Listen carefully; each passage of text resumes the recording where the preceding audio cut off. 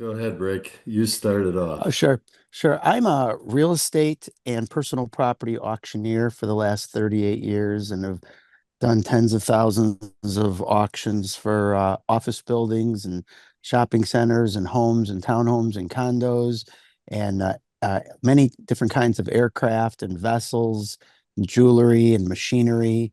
And the clients have been the U.S. Treasury, the Internal Revenue Service, the Secret Service, Bank of America, Chase, uh, the U.S. Army, and the auctions have been all over the United States and a little bit in the Caribbean, a little bit in Europe. I've been doing this for over 30 years in regards to receivership. My background's property management, land development, engineering. We've had probably over 500 cases throughout the country. We service like 48 states. We get involved in some of the worst and some of the best assets or cases, and we uh, we try to clean them up and get them pointed in the right direction, regards to. But we have a great portfolio and been working with Rick for many years.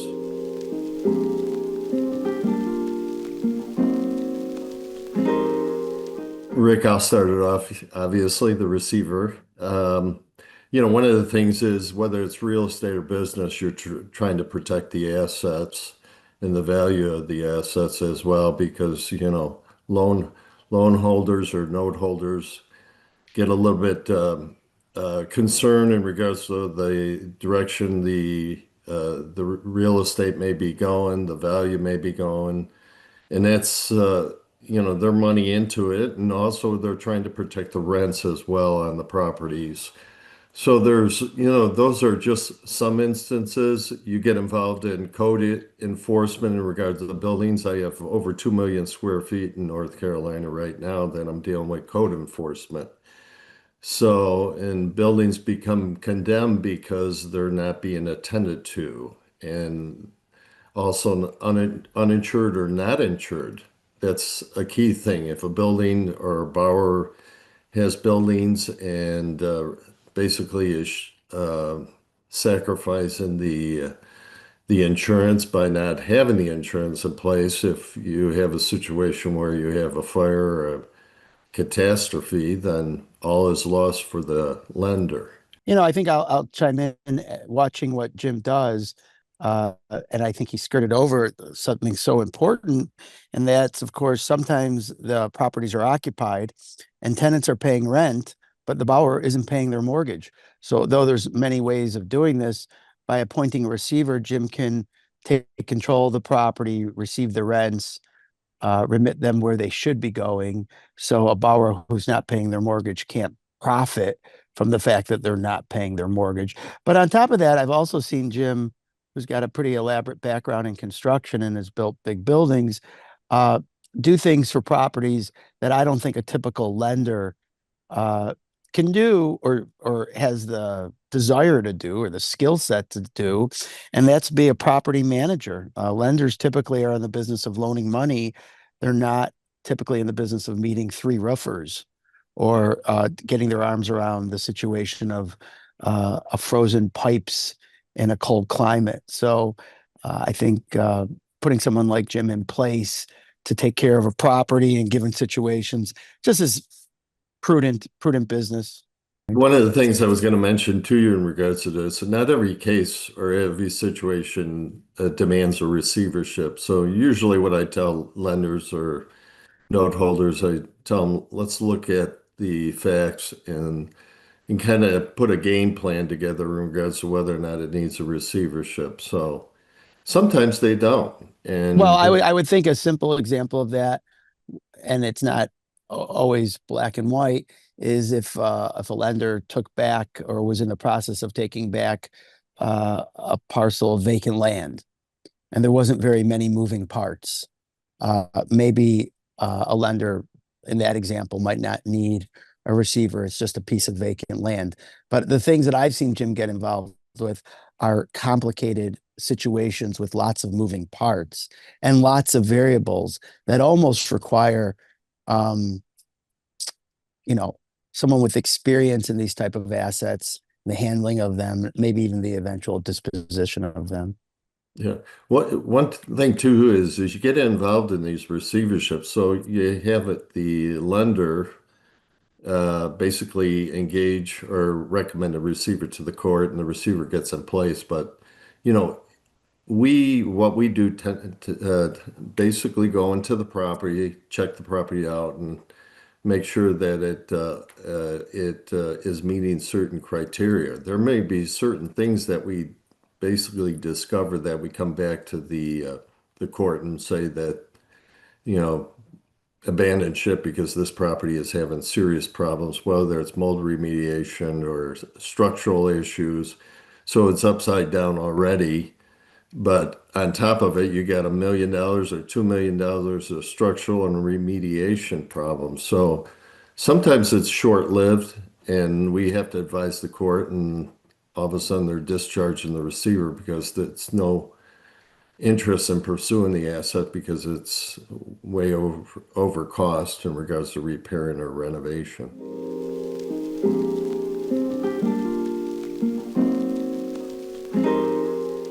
Both have lots of pros and cons. One of the biggest distinction of an auction, I believe, is the speed in which an asset gets sold. And very often, when Jim's in a receivership, there's a lot of stakeholders, and they're all looking at money. And it's not just the fees that Jim might charge or that an auctioneer might charge. It's all the holding costs. It's the property taxes. It can be legal fees. It can be heat bills, depending on the climate you're in. So the speed in which a property could be sold can be very advantageous to, for example, the lender, who time is money and they'd like their proceeds sooner rather than later. Even Mother Nature can take her toll on an asset if you let it drag out for years. So speed is one strong positive about an auction. Another thing is price discovery. Price discovery is such a big issue when you get into unusual assets. If you list a property conventionally, an unusual, hard to value property, if you list it for $5 million, but it's unusual, the property might languish on the market. Maybe you've priced it too high. If you price it at $1 million and it sells in a week, maybe you priced it too low. So sometimes an auction is a very good way to discover, what the property is worth. And then Jim, as a receiver, if he determines that there's a reasonable price, brings that offer, to all the stakeholders. Often there's a court involved when Jim is, typically there is a court involved when Jim's appointed as a receiver, and everybody can evaluate almost on an equal playing field how the sales process went. And an auction really can check off a lot of those boxes, I think, of what a court and maybe what a lender's objectives are when you look at the pros and cons of auction versus conventional. But from time to time, conventional marketing, especially if something is very complicated and there's a lot of moving miscellaneous issues involved, sometimes negotiations are just going to be required. And in that sense, maybe a private treaty negotiation is in the best interest of everyone.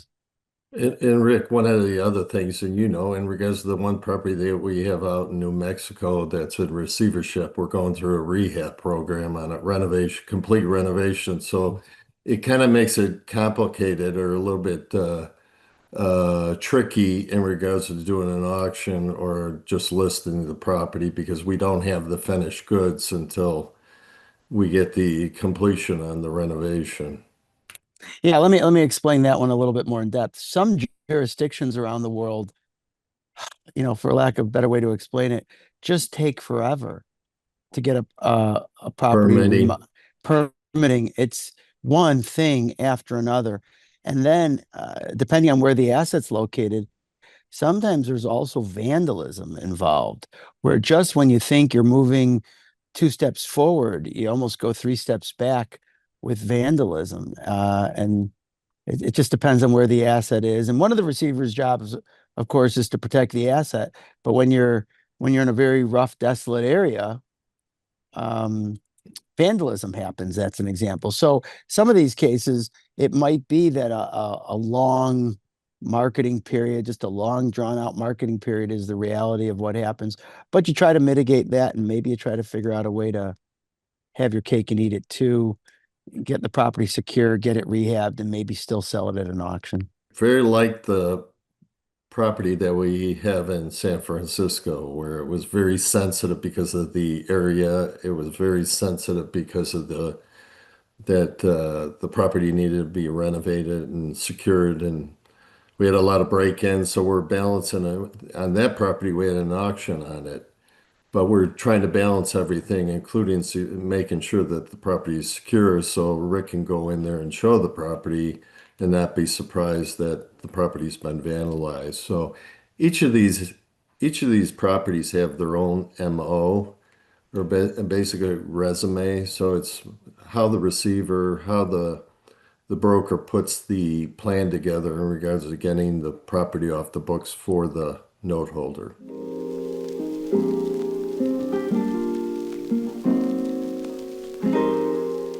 We want to talk about Naperville in regards to we had a 3-unit building. It's called car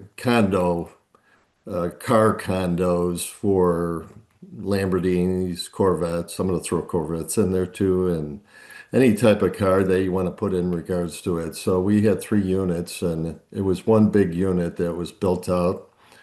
In this case, the defendant put probably $400,000 into it. But typically, when somebody buys a motorcade condo, they buy 1 unit.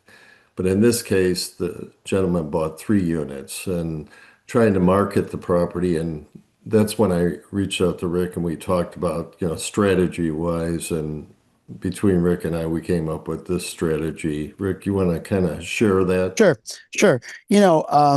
These are real discretionary purchases. Like Jim said, you have a Ferrari, a Lamborghini, high-end cars. Some of the cars in there were millions of dollars, some were less. But typically, buyers were buying one condominium. And to use real money, one condominium sold for for $500,000. We had a situation where we had 3 that were put together, so the market had to pay $1.5 million. Unfortunately, the market really wasn't at $1.5 million. There weren't many buyers who were willing to buy 3 of them put together. So we thought that maybe the pieces are worth more than the whole. So Jim, with his background in construction, went down the road of getting court approval, spending small amounts of money, but hiring an architect, going through the legal process with the association. There was a homeowners, or no, not homeowner, it was a commercial condo, a condo association, to make sure we could divide this.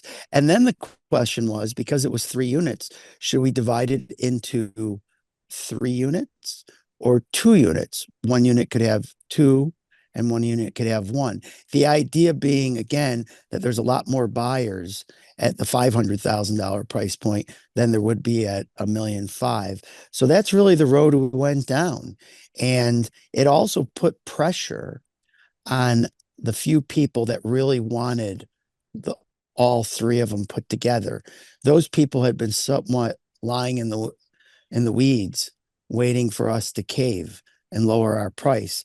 But as time went by and the permits were granted and almost Jim started construction, someone stepped forward and said, "Stop, please don't divide it into 3. I'll take it the way it is." And so I really think it was a great example of us looking at the market, deciding how to maximize the return on the case, and then being entrepreneurial enough to roll up our sleeves and go down this road of possibly taking a complete large unit and dividing it into smaller units. The other one that we had, or we do have right now, is a type of product. It's a cannabis plant that we are basically, it's in receivership right now, but it's 80% built out. It's a owner contractor dispute. And right now we're dealing with the building as it is. And the people that are looking at the building are not maybe involved in cannabis. So what are we going to do with the equipment that's not installed in the building, which is out in the parking lot? That's probably $1 million or $2 million. So this is where the receiver has to step in, bring in some creativity in regards to that. So, Rick is bringing buyers or possible buyers for the property, but they're not all going to be in the cannabis industry. So now we have the situation with all this equipment that's over $1 million or $2 million that we have to look at and see how we can maximize. So we've already looked at the equipment. We feel there's a market for the equipment, so we can sell it beyond the building that may be used for distribution, but not non-cannabis. And then we would sell off the cannabis type equipment to somebody in the industry that would buy that. I have, other examples too. And we're talking about the creativity. I mean, you have a receiver, you have a broker, and you really have to kind of put your thoughts together in regard to that. I have a building down, four buildings, like I said, 2 million square feet in North Carolina. And I'm dealing with the city inspectors on one of the buildings, and we're balancing the situation where we got tenants in there. The prospective buyers want the tenants to stay in there, but we also have code violations that were on the building when we got it in receivership. So we're trying to work with the city to start doing some of those rehabs to keep the city happy, but not only keep the prospective buyer that's interested in the building, but wants to keep the tenants in. So, and then once I'm done with that, and if the city signs off on it, then I have the buyer wants a certain amount of time, so I have to go back to the city and sit down and say, hey, you know what? I need X number of months for the new buyer to put together his game plan to renovate this building, to bring it up to code and make the city satisfied, but also make sure that safety and health is being addressed. So it's a real balancing act in some cases. In this case, it is. But you have to have the creativity to come up with some idea to salvage these buildings.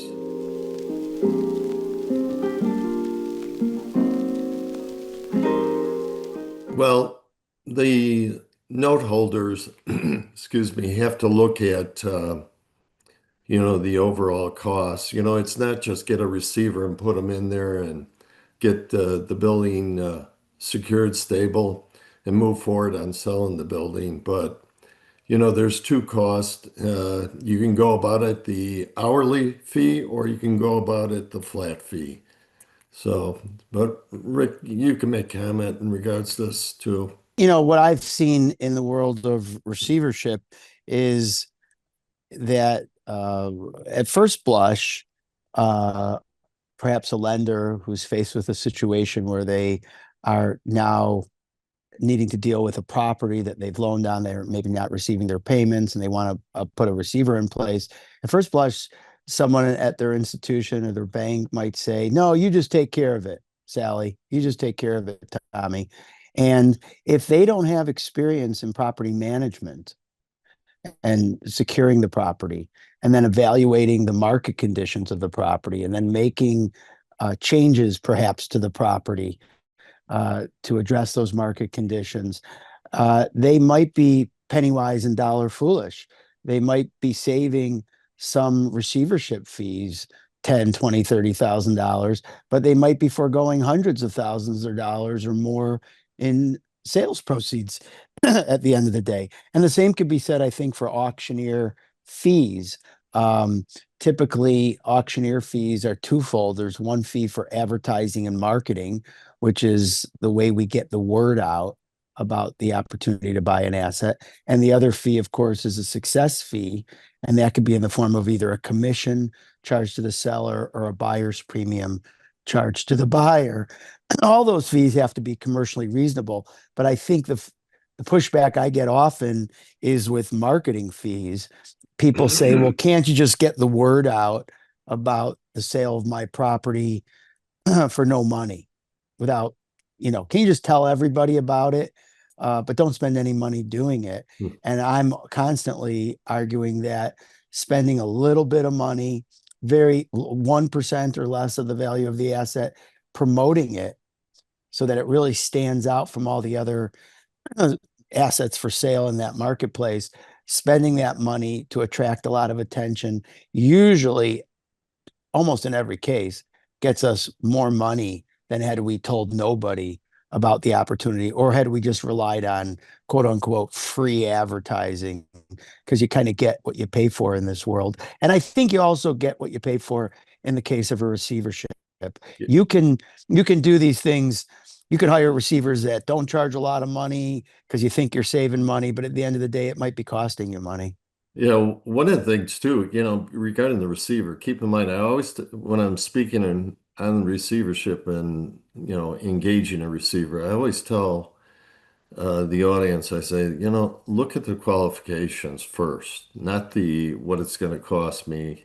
And then secondly, what is the end game on this? We want to make sure that we're not getting into, or at least the note holder's not getting into a long drawn out receivership. My energy is in regards to figuring this out, getting the case moved in the right direction, getting the real estate stabilized, and then move forward on a game plan to get it to the point where it needs to be. You can look at receivers, you look at qualifications, but don't, price regarding per hour price. Take, for instance, if you get a very, very good receiver and he or she charges like $400 per hour. And then you get another CV or statement of qualification from another receiver and they're at 200. So the case could be that the receiver at 200 does work on this case 50 hours versus the receiver that's charging 400 at maybe only does 10 hours of work. So you have to look at what costs are involved in this and how long. You have to have some type of timeline in regards to how long this case is going to go, and that'll tell you what your costs are.